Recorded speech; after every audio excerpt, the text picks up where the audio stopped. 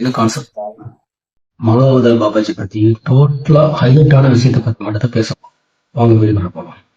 முஸ்லீம் பார்த்தீங்கன்னா நம்ம மகாவதார் பாபாஜி பத்தி சேர்ந்து தேவையில்லை, எல்லாமே தெரியும் அவரை பத்தி. வாழ்ந்த காலம் பார்த்தீங்கன்னா கிபி 2ஆம் நூற்றாண்டு. அவர் பிறந்தது பார்த்தீங்கன்னா நம்ம தமிழ்நாட்டு கடலூர் மாவட்டம் பரிமலை பண்ணிருக்காரு. சாதாரண ஒரு ஏழை வீட்டு பையனாக தான் பண்ணிருக்காரு இவர். அதுல இருந்து அவரோட லைஃப் வந்து ஜாலியாக வந்து ஸ்டார்ட் ஆச்சு. தெரியும் வரும்போது நம்ம எதுக்கு போகிறோம், பட்டு இருந்தாலும் ஓகே. அந்த ஏஜ்ல வந்து நம்ம தான் மகாவதார் பாபாஜி, நமக்கு வந்து பவர் கிடைக்குமா எதுவுமே தெரியாது.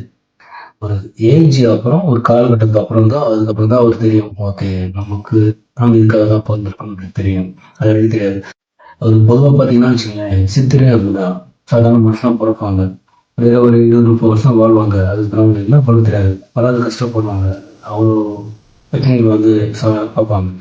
ஆனால் குறிப்பிட்ட டைமுக்கு அப்புறம் தான் தெரியும் அவங்களுக்கு வந்து ஓகே, நம்ம வந்து சித்தரா பிறந்திருக்கோம் சொல்லிட்டு. சித்தர் கதைக்கு அப்புறம் வருவோம். மகாவதார் பாபாஜி வந்து 5 வயசுல வந்து கடத்தப்பட்டார். அது இலங்கையில் இருக்க ஒரு பெரிய பணக்கார அவர் வீட்டு ஒரு வேலைக்காக கடத்தப்பட்டு சொன்னார். அங்க செல்லும்போது பார்த்தீங்கன்னா அவரோட நன்னடத்தைலாம் பார்த்துருக்காரு. அந்த வீட்டுக்காரர் செல்வந்தார் பார்த்துட்டு ஓகே, என்கிட்ட ஏதோ ஒரு யூனிக்காக ஒரு விஷயம் ஒன்று தெரியுது. இது வந்து நம்ம வீட்டுக்கு வேலை செய்யறதுக்கு செய்ய சொல்லணும்.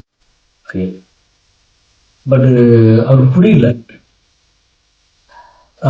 பார்க்கும்போதே வந்து ஏதோ ஒரு தெய்வீக ஒரு கலாத்தனி பேசல.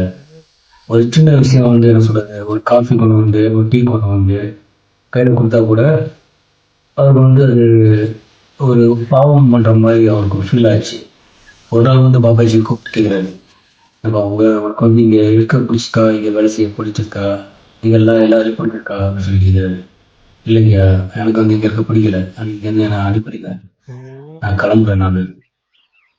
ஓகே, நம்ம சொல்லுவோம். அதுக்கப்புறம் வந்து பணக்காரங்க வந்து அனுப்ப மனசு இல்லாம சரி ஓகே, அதான் ஒரு சந்தோஷம், ஓகே நம்ம அனுப்பி வைக்கலாம் சொல்லிட்டு அதுக்கு அவருக்கு உண்டான என்ன செய்யணுமோ எல்லா இதையும் செஞ்சுட்டு அதுக்கப்புறம் வந்து அவர் வந்து நாகராஜன் வந்து அனுப்பி வைக்கிறாரு.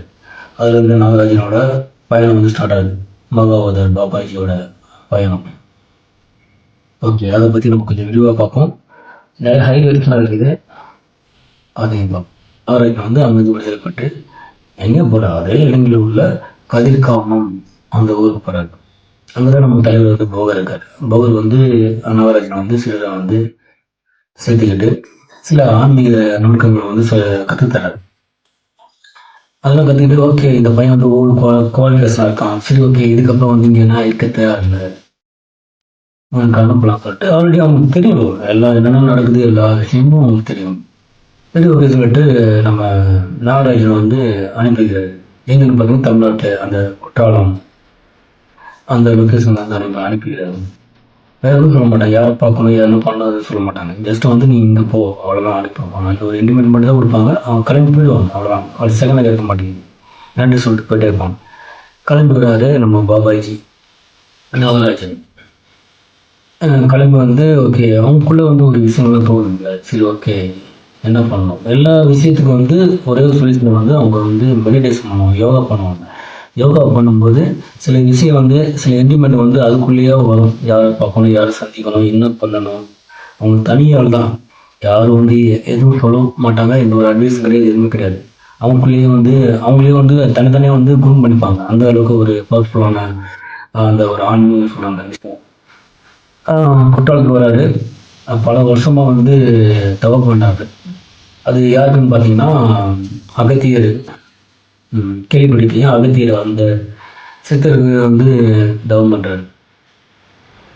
பல நாள் கழிச்சு சரி ஓகே, இந்த பையன் வந்து ரொம்ப கஷ்டப்பட்டு தவம் பண்றான்னு, சரி ஓகே இவருக்கு ஏதாவது பண்ணணுமே சொல்லிட்டு நம்ம அகத்தியர் அங்க வந்து வராரு.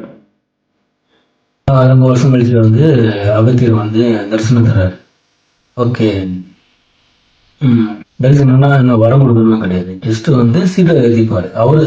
பௌர் எப்படி வந்து சீடை எழுதினாரோ அதே மாதிரி அகத்தியர் சீடை எழுதிட்டு சில விஷயம் சொல்லிட்டு இருப்பாரு. அதுதான் என்னன்னு பார்த்தீங்கன்னா கிரியா யோகா. அந்த விஷயத்த வந்து ஃபுல்லா ஏ டு இஜெட் சொல்லி கொடுத்தாரு. ஆனால் நீ இமயமலை நாகராஜன் என்கின்ற மகா அவதார் பாபாஜி இமயமலை போன பின்னாடி அப்படி கன்வெர்ட் ஆகிறார். அகத்தியர் சொன்ன மாதிரி இமயமலைக்கு போறார். இமயமலை போயிட்டு இமயமலையில பத்ரிநாத் அந்த இடத்துல கடும் தவம் புரிகிறார். கடும் புரிஞ்சுட்டு ஒளி உடலா மாறுறாரு. ஒளி உடலோட பவர் என்னன்னு நான் அப்புறமா சொல்றேன். அதிலிருந்து தான் அவரோட நேம் மகா அவதார் பாபாஜின்னு டிரான்ஸ்லேஷன் ஆயிடுச்சு. இன்னைக்கு வரைக்கும் அங்கதான் இருக்காரு. எளிமையா தோட்டம் கொடுக்குறாரு. இன்னொரு விஷயம் சொல்றேன்.